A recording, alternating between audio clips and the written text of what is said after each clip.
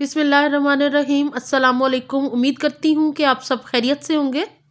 अल्लाह से दुआ है कि वो हम सबको अपने अपने घरों में खुश और आबाद रखे, आमीन।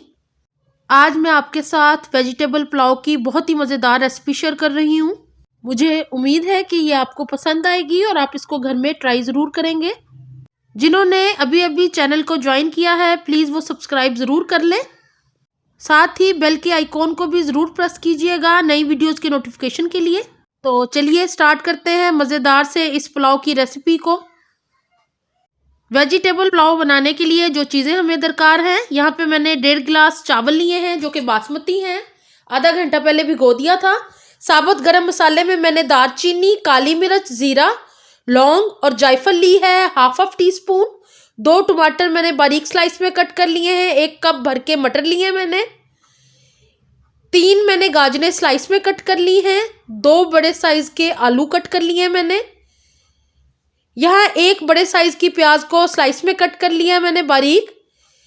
10-12 लहसुन के जवे और 3 हरी मिर्चें बारीक कट कर ली हैं। और स्पाइसेस में नमक आप अपने टेस्ट के मुताबिक शामिल कीजिएगा। लाल मिर्च और धनिया 1 टीस्पून। यहाँ मैंने एक पैन ले लिया है और हाफ कप ऑयल का शामिल कर रही हूँ। ऑयल जब हल्का सा गर्म हो जाएगा तब हम उसके अंदर शामिल करेंगे प्याज को।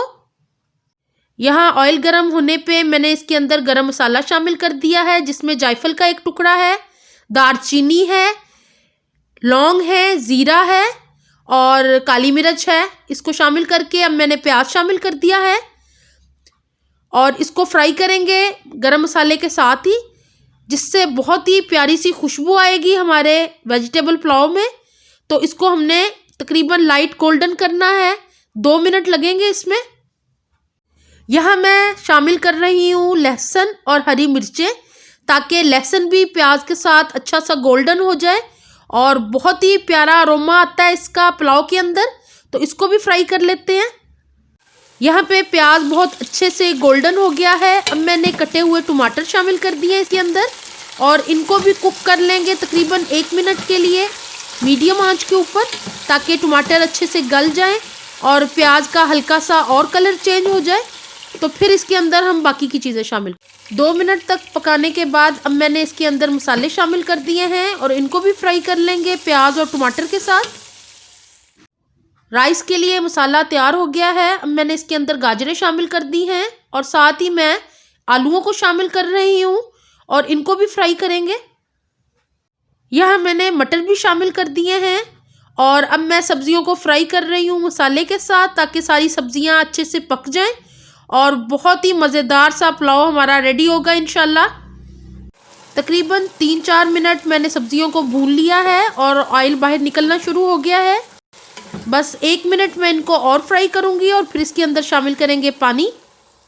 सब्जियां बहुत अच्छे से भुन गई हैं। अब मैं पानी शामिल कर रही हूँ। आप अपने चावलों के हिसाब से देख के पानी शामिल कीजिएगा। तकरीबन 3-4 मिनट सब्जियां बॉईल हो गई हैं पानी के साथ। अब मैं इसके अंदर चावल शामिल कर रही हूँ और चावलों को शामिल करके फिर पकाएंगे हम और तैयार करेंगे अपना मज़ेदार सा वेजिटेबल पुलाव। तो यहाँ मैंने चावल शामिल कर दिए हैं। यहाँ मैं आपको एक टिप दे रही हूँ बेहतरीन चावल तैयार करने के लिए। आप हमेशा जब भी चावल पकाएं चावलों से 1 इंच ऊपर पानी रखें, उससे आपके चावल बहुत ही खिले खिले और मज़ेदार तैयार होंगे।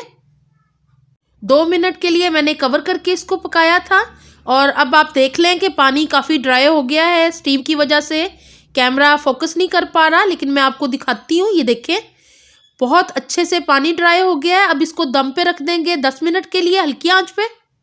अब मैं चावलों को हल्की आंच पे दम पे रख रही हूँ। 10 मिनट के बाद चावल हमारे रेडी हो गए थे। मैंने इनको डिश आउट कर लिया है। आप इंजॉय करें इस मज़ेदार से वेजिटेबल पुलाव को रायते के साथ। वीडियो को लाइक ज़रूर कीजिएगा। दुआओं में याद रखें। अपना बहुत ख्याल रखें। अल्लाह हाफ़िज़।